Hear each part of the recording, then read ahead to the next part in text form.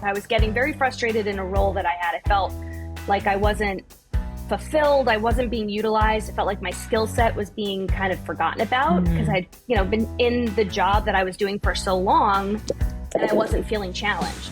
And we had this great conversation and I, kind of explained to her that I was working on being less emotional and being more pragmatic. And she stopped me right away and said, okay, well, hold on.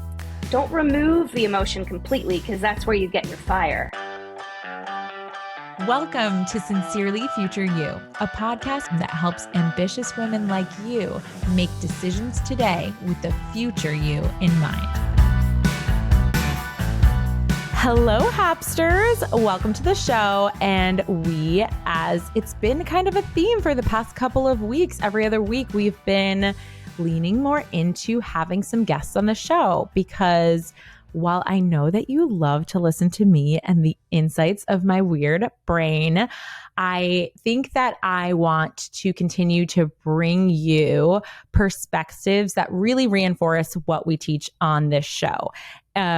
Everyone that I believe we've had on the show up until this point, with the exception of my husband, Mark, who comes on to give the insights as time and money in personal sense behind the scenes in my life.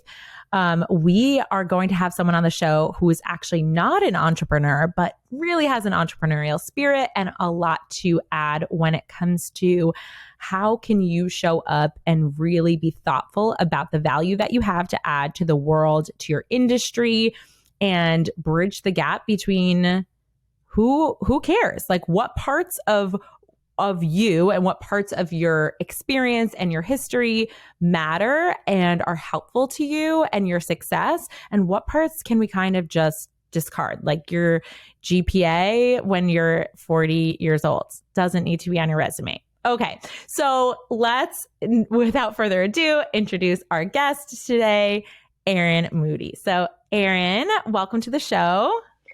Thanks for having me. I'm excited to be here. Yes. So tell us a little bit about, we have just a very interesting relationship because I think we have a lot of respect for each other and what we do, but we actually just know each other through a mutual friend. So how did you come to be here, and tell us a little bit about what you do? Well, yeah, we have a mutual friend. We've known each other for a really long time. I have to say, though, really quick off the bat, it's been really fun for me to kind of follow along on your journey and watch you, kind of start and create and build this really fun and important business that you have. So it's been, for me personally, it's been really fun to watch you. But so I am in the corporate world. I'm a director of partner management for Warner Brothers Discovery. So I deal with Apple and streaming, entertainment, and transactional movies. I'm kind of the account manager over a team of people that manage that business. So I've been in the corporate world for my entire career. And I think what makes it, when you come from the corporate world as a woman in the corporate world, you kind of learn very quickly, where you rank and where you stack up, right? And I think that translates very much so into the kind of entrepreneurial world because women kind of have this view of themselves that can be very insular. And I think it's really important that when you want to dive into anything, whether it's looking into getting a promotion or asking for more money or starting a business, that you take yourself kind of out of the discussion, take the emotion a little bit out of it, remove yourself. Because what I've found, especially in my career, when I kind of split who I am in my job from what I want, it's a lot easier for me to have that conversation. But a lot of times you get kind of wrapped up in, oh, but I deserve this, or I want this, or I saw this for myself, and it becomes a little too personal.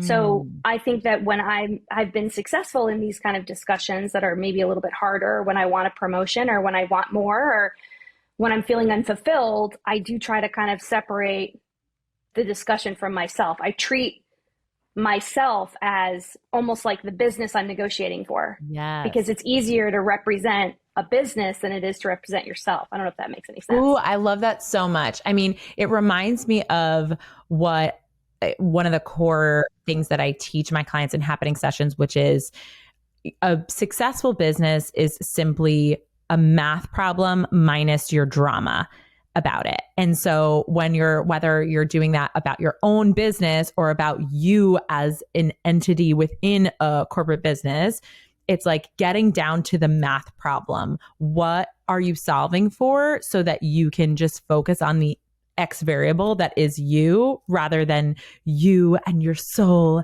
and your life's purpose. While I think it's important to be aware of all of those things so that you're making decisions to get closer to all of that, it really isn't relevant when you're trying to negotiate and you're opening up conversations. And I love what you just said. You said thinking of yourself as the business and thinking of yourself as the business rather than as the CEO. And I think that's interesting too. I talk a lot about, okay, we want to make decisions as the CEO, but business isn't personal, but it is emotional. How can we separate out your emotions from it? So how do we do that? How do you do it?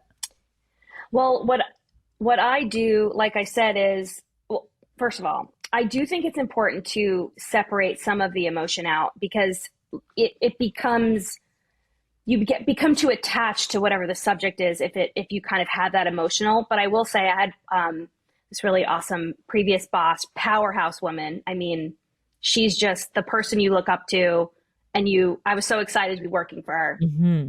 And we had a really great conversation because I was getting very frustrated in a role that I had. I felt like I wasn't fulfilled. I wasn't being utilized. I felt like my skill set was being kind of forgotten about because I'd, been in the job that I was doing for so long and I wasn't feeling challenged. And we had this great conversation and I, kind of explained to her that I was working on being less emotional and being more pragmatic. And she stopped me right away and said, okay, well, hold on. Don't remove the emotion completely because that's where you get your fire. She's like, so I think there's a fine line between removing yourself from the emotion of it, but keeping some of that fire. And what I try to do is, I think in terms of when I'm negotiating, I'm working with a partner, let's just say in my job, I came through the sales side of the business. So I was always sitting at a table trying to get what I want, right? Yeah. And when I'm doing that, I approach it with facts, with a plan.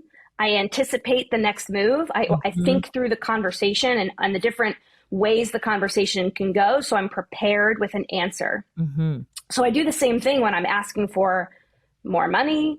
When I was countering to take the job at Warner Brothers Discovery, they wanted to hire me. They offered me the job, but I had to counter. And I made sure that I thought through the various aspects of whatever that discussion could be, just like I do when I'm selling a movie or when I was selling a project. Exactly. And that's the same when it comes to your own business and the way that you look at where you want to be and what you need and what you want. You have to approach it from a fact-based place because if you're not prepared and you don't know what it is you're asking for, the person on the other end of the conversation is going to know, and they're going to take advantage of that, or they're going to dismiss you because you're not ready, right?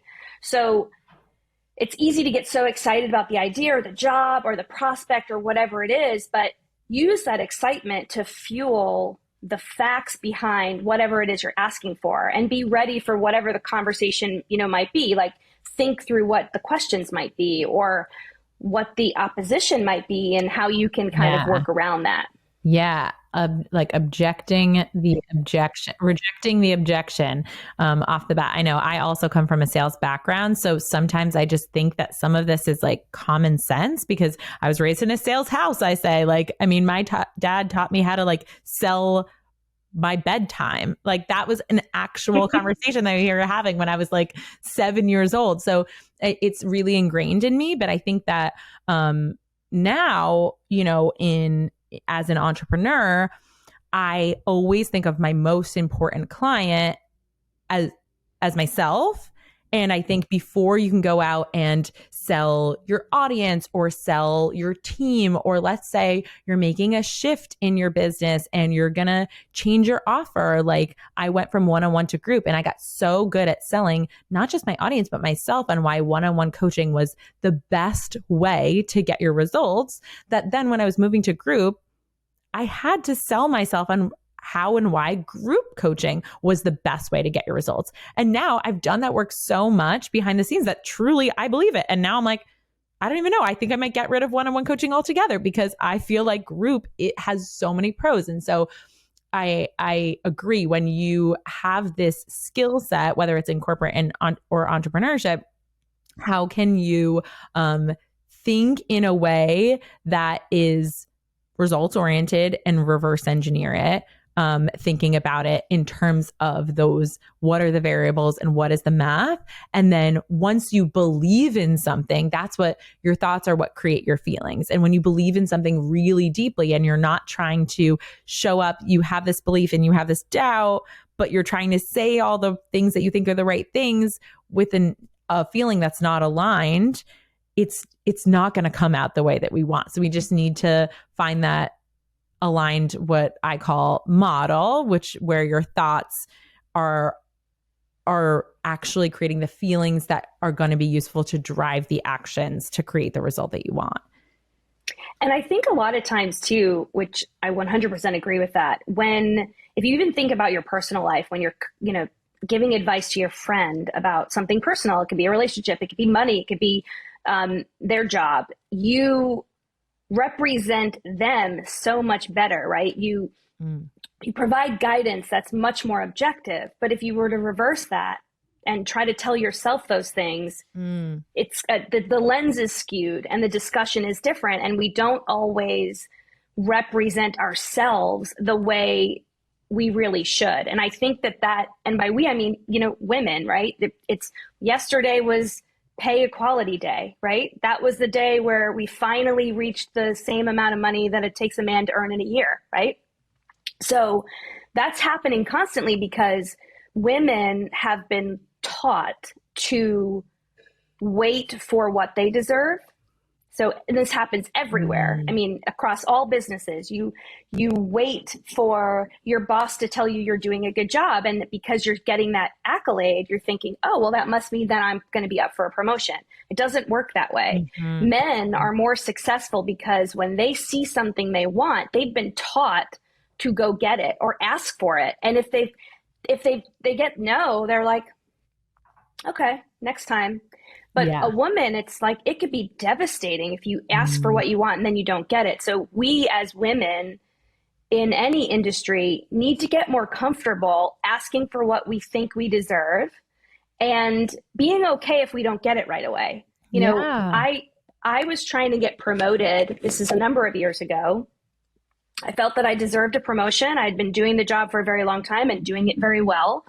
And I walked into my boss's office and I explained all the reasons why I wanted to take the next step. I thought I deserved it. I would like a team of people. It took a year and a half. I mean, I had to wait a year and a half, but I was persistent. I kept adding on reasons why. I added the fact that I was performing at a director level when I was a manager, and I finally got it. So through the process, it was a little frustrating because I was like, let's have this happen right now. But, if I had not gone into the office and asked for what I wanted, I could still be sitting in the manager role. So I think that goes with every kind of conversation, like figure out what, and we talked a little bit about this, earlier, right before we started recording, but it always happens. I know, always.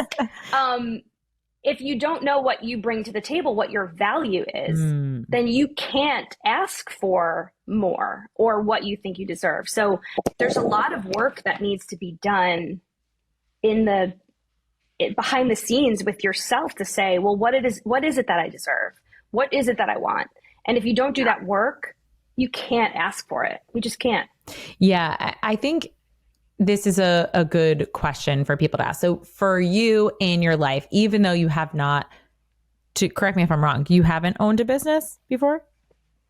Yeah.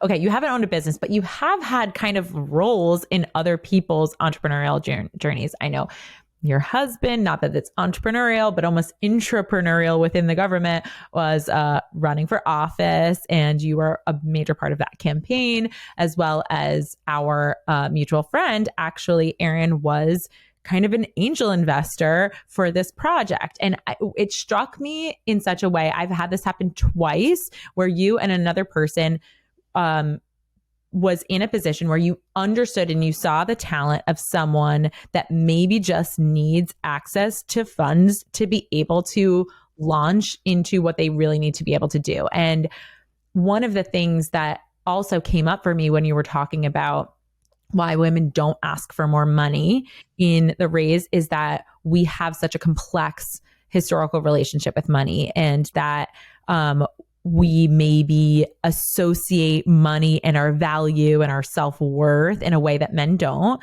We also, because we're newer to the game of being paid, right? And also because we are taught that what you do with money, or what we've been maybe not taught, but modeled, is what you do with money is you spend it. And so that is the core way that you spend. And women don't share the same values as men do. And obviously I'm generalizing here. So I do not welcome emails saying about how men and women are not one person. I get it. But for historically speaking, right? I have found that my clients, who are all women entrepreneurs, one of the things that they find so freeing about what I teach about money is that there are 6 ways to engage with money. There's earning, spending, saving, investing, having, and giving. And when I not met you, but when we were reintroduced on a professional level with our mutual friend, and you were talking about investing in her, I was like, this is what more people need to be doing. More women need to be doing, investing in other women, seeing their own monetary, net worth going up.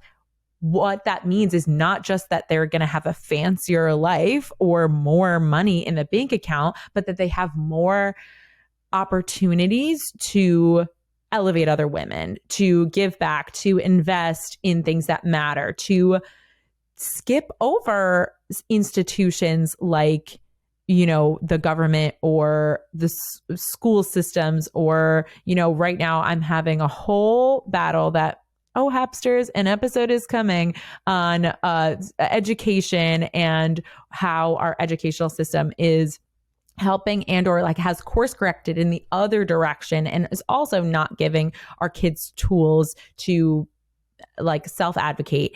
And right now, I think the best thing we can do for women is to teach women that when you're asking for more money, when you're thinking about your value, and when we're going for it, when you're making more money, there are so many different amazing ways that you can use your money other than just spending it on things. So tell us a little bit about that. Tell us about why you made this decision to be a part of investing in our friend, and how you think about that, because I know you're not just a investor in our friend, but you also have been a mentor to a lot of people in your corporate journey. Yeah, well, I can say from my experience, one, I love my job. I am so fortunate. I go to my job every day. I love what I do, and I'm compensated really well for what I do. I always make sure that I'm compensated at the same level as my male counterparts. And, Love that. that's part of my discussion, but I really love my job. And I think that gives me a lot of freedom to make choices in my extracurricular that kind of live outside of my corporate life. And that's why I wanted to invest in our friend. One, I believe in her. She has a vision. She's always had a vision. I've known her for so long. She's creative. She's thoughtful. She's thought-provoking. Like, she asks a lot of questions, and I wanted to see her scale what she was trying to do. So I believed in her, and I wanted to invest in her. I've been fortunate that I was taught from my parents that, like, my dad is in sales also, and he has a lot of passions outside of his career. And I got to watch him like have fun outside of his career. And he always said, even if you don't necessarily love the work that you do, the way that you're earning money, always do the things outside of your job that you love and be involved in those things. So I was always taught that. And I've also been fortunate that I met a partner in my husband that we are the same. We want to make our community better. We want to invest in people that are doing good by others. And that's why we have our hands in a lot of things locally. I'm involved with, invested in our mutual friend, but I sit on the board of a charity. I What had charity? started You could say doing, all the things here. oh We want yeah, to know. it's called the Children's Safety Center of Washington County. It's a child advocacy center here. They're incredible. It's a all women organization by happenstance. It's just Yeah. these women are incredible. They're helping kids, and it's amazing. Um, but I also, I got my MBA a couple of years ago.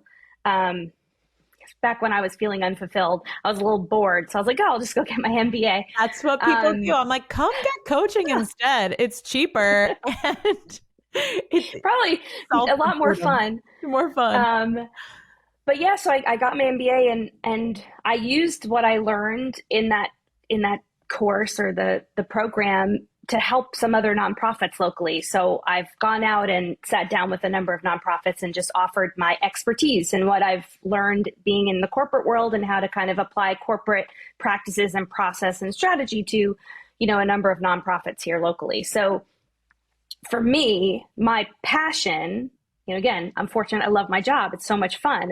It's what pays the bills. But then outside of that, I also have a lot of, um, you know, extracurriculars that I'm involved with. And I think that more people, if we could kind of view that, like that structure that way, we will have more people, lifting others up and helping others and mentoring. I mean, I'm a mentor wherever I can. I try to offer it because I started my career, I was an administrative assistant. So I was answering phones, I was booking travel. It was right out of college. And I had no idea what I wanted to do. I had thought I was going to go into production, film production and the creative side of film and TV, but realized very quick that I am incredibly type A and I need a schedule and I need consistency. So that didn't last very long. So I happened to get a job as an admin, and my first boss, my first quote unquote real boss, he sat me down in the interview and he said, I am sitting where I am today, not because I was the smartest guy in the room, not because I had the best education.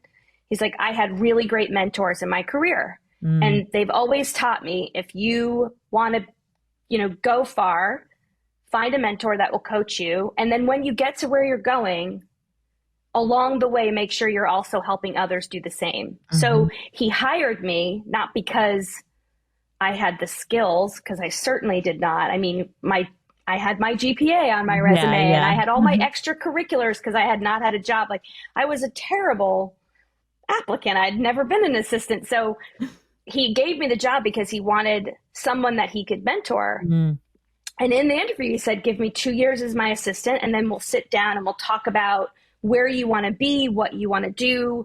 I'll try to give you experience throughout the company so you can kind of see the different divisions and make a decision.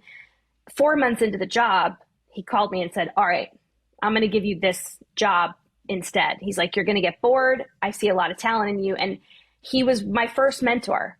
And he mentored me throughout the rest of my career. When I was making the decision to move from New York, where I grew up, to Arkansas by myself, single, he was the first person I called. I said, what do you think? I'm going from a small studio, where I have aligned to the president of the company when I can talk about my recommendations and they take my strategy seriously, or I'm going to go to Warner Brothers where I'm a small fish in a very big pond. And he kind of helped me make that decision. Yeah. Turned out to be a very good decision. It's so great because one of my fundamental mantras that has guided me along a path of like some very fork in the road decisions has been to seek counsel, not advice. And that's where I ended up just getting into the world of coaching and hiring my own coaches and going on. And this was before I was a coach. In fact, when I hired my first coach, I didn't even know what a life coach was. Like, this was, they called themselves a coach, but I was like, oh, like Tony Robbins, like that was the only person that I knew that was doing coaching. Coaching really wasn't a thing. And I just knew that I wanted someone that was going to not give me their opinions, which is not what coaching is, but help ask me the high quality questions that were going to help expose my own flawed thinking and my own genius and my own wisdom, so that I can like lean on. And ultimately, a good mentor, I think, helps you build more self-trust instead of more reliance on the mentor to make all of your decisions, right? It's a sounding board, but not for advice. Hey there, Hapsters. Thanks for listening. We're going to take a quick break from our regularly scheduled content so that I can ask you a favor. If you're really enjoying this show, if you're picking up what I'm putting down, please don't forget to leave me a 5-star review. It really helps people find the show, and it helps people like you who are seeking out their future selves. You can rate us on Apple and Spotify. And if you need a tutorial, I'm going to post one for you on my Instagram. All right, back to the show. Go leave a review. You were talking about your resume, which, while it's not something that entrepreneurs have to use their resume, something you said in this line struck me. You said, remember that your resume is a tool to show future employers all the reasons why you're qualified for the position. You should use it as a script for answering questions throughout your interview. Only emphasize the important activities that will add value to the conversation. If you have an item listed on your resume, it should always be accompanied with "so what" phrase. This is an explanation for the item. It doesn't have to be spelled out on the resume, but you should be prepared to speak it in an interview. And why I think that's relevant to entrepreneurs is that I love this question of "so what." A lot of times we get caught, especially as solopreneurs, trying to manage all of the hats. It can be very easy to get tunnel vision and to just start making decisions without good reasoning behind them. And I think before I make any decision, small or big, I always ask myself, here's all the evidence, so what? Like, here are all the reasons.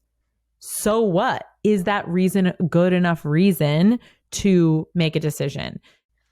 I mean, I use it all the time. If the women that are on my team are listening to this right now, they'll be like, "Oh my God, so what?" Yep, we know.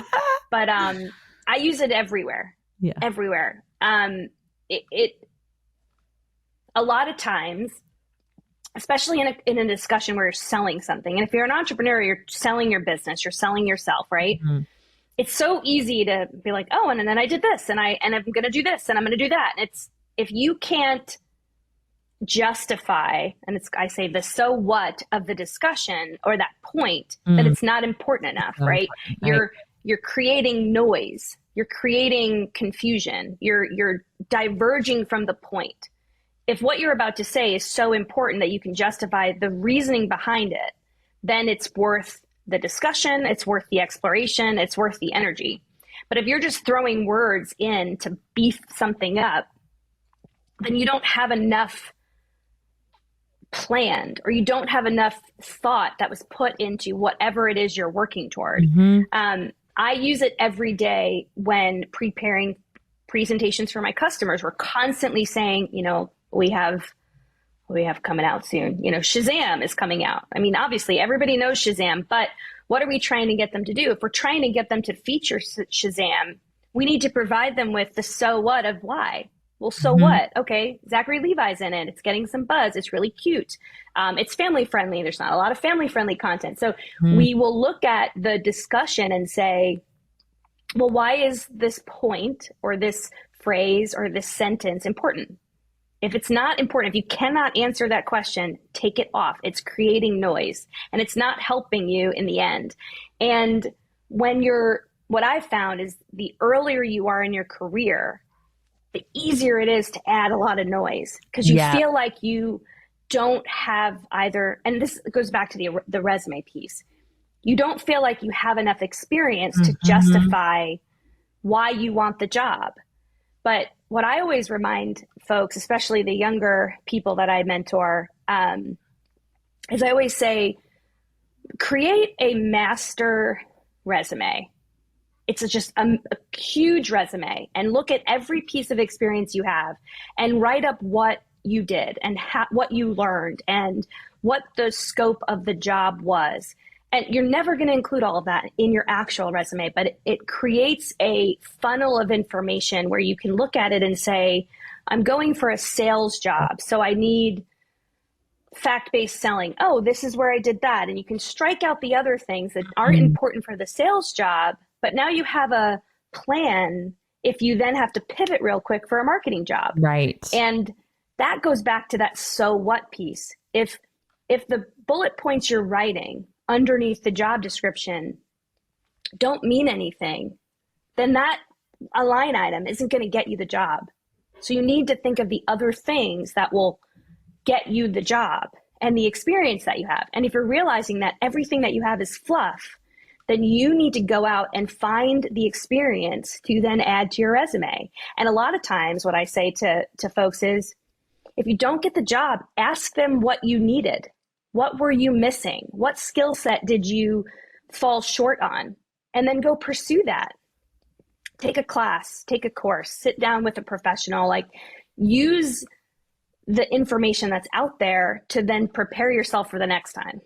This is so relevant to entrepreneurs in a completely different way. I mean, when I think about early on in my entrepreneurial journey, it's kind of like your first and only goal is to just make 50K or even 100K before you start to filter out, because the process of making money teaches you so much and gives you the experience that you need to really know what does matter for you. If you're trying to solving for those higher level problems before you have that experience and that failure collection under your belt, you're going to stall out a lot and you're going to miss some lessons that I think are so valuable. But I think for me this last year, I've gotten into the habit of, and I teach my clients this as well, of set your goal. And it's really important to have a revenue goal. Like a lot of people come to me, especially women, right? I mean, all my clients are women, but sometimes I mentor men on the side and with decision making. And I say, so important for you to have a concrete revenue goal, not because the revenue is the point, but because it's going to inform you making decisions. And then you'll be able to ask, so what over and again while you're making those decisions. And this year, after I had hit that point where I had a year where I had made 163, and I was like, okay, now my goal is to shift to not saying yes to all the money, not saying yes to quick money, and to just really focusing on saying yes to things that are more aligned with the business that I want to create and the time and the lifestyle piece that I want to implement. And I think that came from that question of being like, all right, well, what is the point? So I hit the goal. I set the goal of 200K. Is that, so what? So what if I don't hit it? So what if I do hit it? Like what? And so it gets even more helpful as you are growing your business to be like, now we even ask so what to our own goals. Like, what is the point? What is it going to change in my life if I hit 200K versus 189, but I have a book of business that is 100% best clients only. I am not compromising the time that I want with my new baby who's at home, all these things, right? And so I think that so what question comes in for entrepreneurs at all levels. And I know I want you to add what you have to add, and then do not let me forget, because I just had COVID a couple of weeks ago, and I swear to you, things are coming in and out of my brain. It's dropped my IQ by about 20 points. Is to ask you about identity capital. Okay, go ahead. Tell me. Well, all I was going to add to that is also to the point of, questioning your own goal and your own directions. It's also okay to pivot. I think that a lot of times, especially newer businesses or new entrepreneurs who think that their vision is this, right? They're throwing their weight into this one objective. Mm-hmm. And then they're along the path and realize, oh, actually, well, wait, there's also this. And I think there's a lot of fear in the pivot, mm-hmm. but I think it's okay to do that. And I think our mutual friend is a really good example of that. You Yeah, know, I she agree. had an idea of what she wanted and she was working so hard for that one thing. And as she was working for that one thing, she realized, oh, wait, there's an untapped market over here. And then there's this space over here. And if I do this, and she pivoted. And that's really, really hard to do Mm, because there's a lot of fear in that. It's or self doubt. Oh, if I pivot, is this the right choice? Should I? But I've trusted this, right? And I think we need to be more comfortable in making those decisions that might move us in a different direction. And that's okay if you don't succeed right away. And I think you said this earlier, the failures a little bit. yeah. You learn from the failure. Like someone once said to me, I forget who was, but fail forward. So if you fail, that's okay, but fail forward and use the Yeah. failure to then move in whatever direction you need to. And I think that we've been taught, everyone, not just women, but everyone's been taught that failure is bad.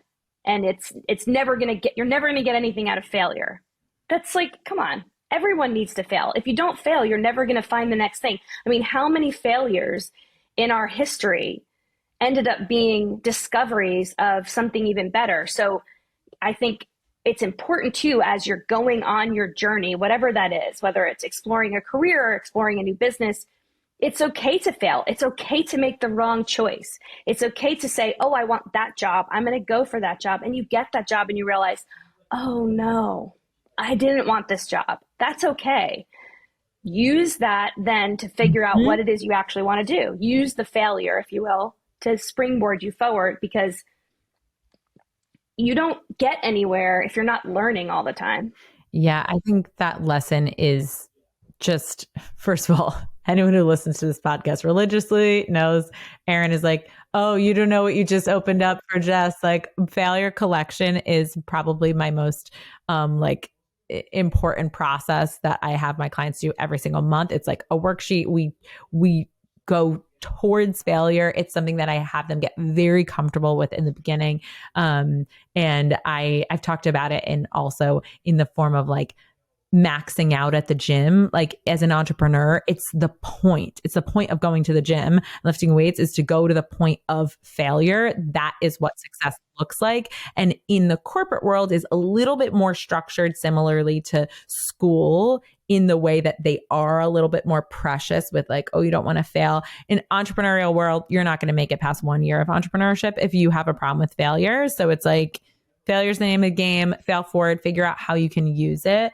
And what I think it's a good segue for what I wanted to say about identity capital. There's this psychologist, Dr. Meg J. I don't know if you're familiar with her, but she wrote this book called The Defining Decade, talking about how now people tend to use their entire 20s as like a gap year and kind of this like throwaway decade when really it is defining in a lot of ways. And just even especially for women who biologically lots of things change once you go into your 30s. It's like being thoughtful about what are you gaining, even if there's so many ways to go about gaining experience that it can create anxiety for this whole new generation where there was like a lot more cookie cutter, clear paths and options for you when you graduated high school, when, you know, a couple generations ago than there are now. And now that kids grow up like admiring TikTok stars and YouTube stars, it's like, well, how there's no path yet to that. So it can be very daunting and overwhelming. And so part of what I think she talks about that I think you and I did very thoughtfully that a lot of our peers maybe didn't in our 20s was it wasn't like we didn't live a life on paper that looked like we were pursuing things that were passionate and fun and all of that, but we knew what identity capital we wanted to gain from doing those things. So for example, I always say that I feel like I lived 3 lives before I landed in as a life coach. I lived in Spain as a tour guide to Morocco and Portugal. You know, I studied abroad there. I was in Peru as, and I managed a youth hostel. And then I went back into the world of acapella and I was judging acapella competitions and, you know, real life pitch perfect over here. And then, you know, I ended up becoming a fitness coach and then I ended up starting my own business as a life coach. And along the way, I think someone could look at my life and be like, this girl just has no clue what she wants to do and is like just living for the fun of it. But I was very clear when I went. First of all, I had a lot of fun, so no regrets. But when I went to Spain and then when I decided to move to Peru afterwards, even though the job on paper is managing a youth hostel, I was bartending while I was there. It wasn't something that might look like I was on track to be on Forbes 30 under 30. However, I knew that the identity capital I wanted to gain was that I wanted to be fluent in Spanish. I knew that it would be a tool. So I'm not going to go and study and be over there and just hang out with Americans. I knew that while I was over there, it was very important for me to immerse myself. I chose Sevilla over Barcelona for that reason. I, you know, went to Peru and was in Arequipa over Lima for that reason to improve my immersion. And I knew that while putting bartender or tour guide on my resume wasn't necessarily going to be like a showstopper, I knew that being bilingual was, right? And so even if you're going towards something that maybe isn't the obvious next resume step or the obvious next step with your business where you're like, okay, I want to start this like company and it just feels so off the beaten path and so off from what you're doing and you don't know if it's going to work out.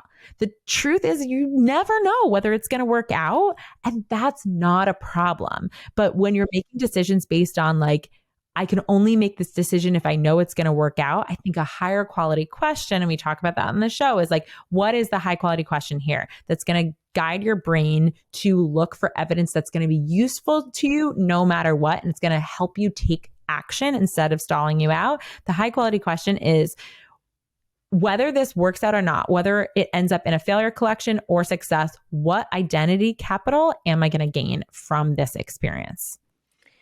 I think what's interesting about our generation is, you know, we grew up in a world where, you know, our parents had a job and they stayed in that job for their own entire career. Yeah. You retired there, right? So the pressure that we grew up feeling in becoming becoming successful or being a success is finding that one thing and doing it forever. Yeah. And what's fun about today is realizing that that is not true anymore. Mm-hmm. You can have a career in one area and then all of a sudden decide, oh, I want to start this business and move and do that. You know, the chapters of our lives can be fluid. It's not finite. So going back to that identity capital, every experience can be an important experience that will guide you in some other area of your life. And just because you may not have figured out what that is yet, life experience is the most important experience that you can have in any industry. You know, in my industry, my life experience has taught me to be empathetic. I sit across the table from my partner who I have a relationship with, and I'm empathetic to where they're coming from. They have goals that they have to hit. They have targets. They have pressures. So I sit at the table and I understand those pressures and I guide them toward a direction that's good for both of us. Because for me, my life experience has taught me to understand people. Now, whether I learned that from volunteering or being a philanthropist or being I have a lot of siblings, you know, you use your different skills or the experiences that you have, and you can apply learnings from any experience. So if you live your life for just taking what you think is important to be successful, you're not going to be successful. You have to live your life to get experiences and experience life and be a human Mm. and be a full human and take whatever those experiences and use them however you will. I think that people who have this like one track mind, and it happens in the corporate world. It's, you start your job and, oh, well, I want to be the head of sales. And Mm-hmm. that's the only thing they're focusing on. Mm-hmm. And if you're so narrow minded to just focus on that one thing, you're going to miss out on a lot of other Yes. experiences. So I think when it comes to, a business, how are businesses started? Well, there's a need in the market, right? There's something that's not being fulfilled in the market, and you are going to be the person that's going to plug into that and grow your business. Well, if you don't have life experience, if you're not a person in the world experiencing the world with the rest of us, how are you going to know what that need is? Mm-hmm. You're not, because you're not experiencing anything. You don't know that there's a need for a dog park bar or something, which is something that my husband and I want to do. But it's a good point though, right? Like if you're not out there, and I say this as well, like all work and no play makes whatever a dull whatever. I don't know those sayings, but it's like the whole point is, and one of my rules of scheduling too, because people get so serious about time management. And one of my rules of scheduling is like, scheduling is not so serious.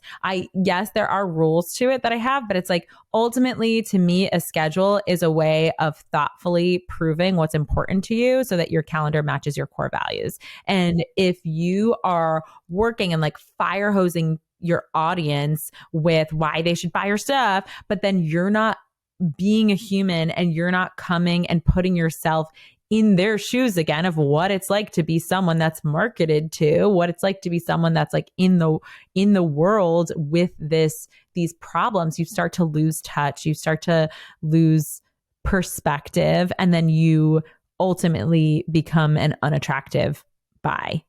And I think that also that ties into the definition of professionalism. What makes it so fun too about growing up in this age is it's just really changing. It no longer professional means that you're in a suit and that you are saying the right thing. It's that you're authentically adhering to the promises that you're putting out there. And I think that it can look like being a CEO can look a little bit more like being transparent about your life experiencing and connecting with your client or that professional. So I know we're going to run out of time, and I just wanted to ask you one more question that is kind of like, we haven't talked about it in a couple of minutes, but you talked about being a mentor. So I think that my clients, my audience, the Hapsters would just like to know, what is a really great way to thoughtfully go about finding a mentor? Because I think you mentioned it and it just seems so attractive. So obviously there's coaching and then there's mentorship, and those come with different things, because obviously a mentor, you're not going to maybe be meeting in the capacity of them being as responsible for your results as a coach would, and you're not going to have as much access to them. However, it's still like you are the sum of the 5 people you spend the most time with. Having a mentor is just invaluable. But now, because of the internet, people are constantly trying to find mentors in what I think is just a little bit of a gross way. I mentioned again before that, like since I had a podcast in the past 2 years, the amount of LinkedIn requests that I get and or emails that I get for people wanting to be on the podcast or wanting to pick my brain or to hop on a phone call without knowing anything about me, without doing that work, right? Like you say, of like sitting across the table from someone and putting together the math equation, like what is important to them. Take yourself out of it for a second. How do you not send these, what I call dick pic messages of like the impact of just like, oh God, like I don't even want to open these emails because I know exactly what they're going to be every time. And I am repulsed by them. However, I do have an interest in being a mentor. I would like to mentor someone who really does feel like they are going about it in the right way. So the people that you mentor, how do you stumble upon them, and what can the Hapsters do to find one of these relationships? Well, I use LinkedIn as a means to just be accessible. Mm-hmm. So I do accept all connections. I don't have a filter for that because you just never know who you're going to come across and how you're going to be connected. So especially in entertainment, it's always good to have, a big network. Mm-hmm. But when it comes to people who are trying to become my mentee, the opening conversation is very important. If it's just a line, your experience looks interesting, I'd love to get some coffee. That's not that to me. That just tells me they saw my name, they saw that I have an MBA, and they saw that I work for Warner Brothers Discovery, and they think I'm going to help them get a job in the movie industry. Right. The people that send a note that's much more thoughtful, that has actionable questions, and is really a means to unlock a bigger discussion, they'll get my time. Mm-hmm. And sometimes I'll even challenge the people who reach out to me with, hey, I'd like to connect more. And I'll ask them like a couple different questions that might be a little bit more. So what? So what? Yeah. Oh, what? Well, what's interesting about my experience? Yeah. What do you mean by my career path? Why do you find that interesting? Mm-hmm. What is it that you do that it makes my profile look intriguing? Just to see if they've actually thought through it all. Half the time I don't get a response from that. Yeah. That's too much work, right? So for me, when it comes to helping someone and using the pay it forward attitude of my first mentor, because that's what I want to do. I want to be able to use my experience and my connections to help someone. An example being just last week, I went to the University of Arkansas MBA program. I did a lunch and learn about negotiation, and a young woman she was in the audience. She saw me, and they had my name up there. She found me on LinkedIn. She reached out, and she had a very thoughtful question. One, she thanked me for giving the discussion about women negotiating and how, women have a harder time negotiating and whatnot. But then she followed up with, I think it's really interesting that what you do, and I would love to learn more. I've always liked this. And she listed out a couple of things that she was interested in, and that opened up a discussion, and now we're getting coffee and I connected her to somebody that I work with in the games department. So have a thoughtful discussion, and then you, as the person that wants to be a mentor, you can then pick and choose the people based on that discussion if you think that you're going to mesh. Because if you're not going to mesh, then it's not going to be the right fit, right? Sure, right. Of course, the personalities do have to mesh. And then also, I think one thing that we don't want to stop you guys from doing is like putting yourself out there. We talked about failure collection. We do mean that. So it's about striking that balance between you're going to go out there and you're going to like write out this whole thoughtful thing and someone still won't respond and it just won't be a fit. And that's okay. Don't take it personally. But for those people who are kind of like halfway between that, where it's like, okay, now my growth is to get better about having these conversations. These are just little ways that you can help tweak. But if it's between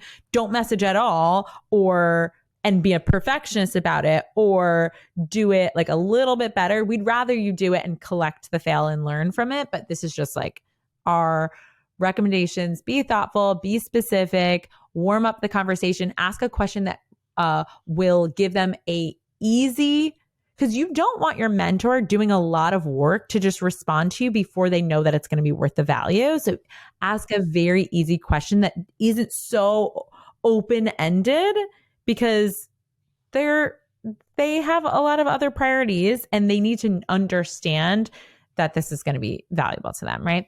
So I so appreciate your insight. I think that we could talk about so many different things when it comes to just women in the workplace and money and value. But I'm just really grateful that there are people out there in the world like you who are taking their personal core values and attaching it to money, because I think there's this other thing too, where we can either have lots of money and be shallow and just hardworking and focus on that, or we can be like the starving artist, like broke, like philanthropist, nonprofit type. And it's like, no, you can make lots of money and use it for good. In fact, please do. Okay, so thank you so much, Erin, for coming on the show. We're going to link in the show notes how people can connect with you, but I'm assuming one of those ways is LinkedIn. Yep. So what is That's right, LinkedIn. What is your name on LinkedIn? It's Erin R. Moody, parentheses Rosa. I think my profile's still Erin Rosa, but you can find me. Warner Brothers Discovery. Excellent. Thank you so much, Erin, and we will be chatting soon, I'm sure. Yeah, thank you. Cheers, bye-bye. Hey, Hapsters. If you want to learn more about today's topic, head over to whatshappening.com/podcast. That's what's happening, whatshappening.com/podcast. If you're a business owner and you're resonating with what we talk about here, what are you even doing? Come hang out with me over where the party's at on Instagram at What's Happening WJess. Again, that's happy, HAPPYNING, and book a discovery call to see if coaching is your next best step.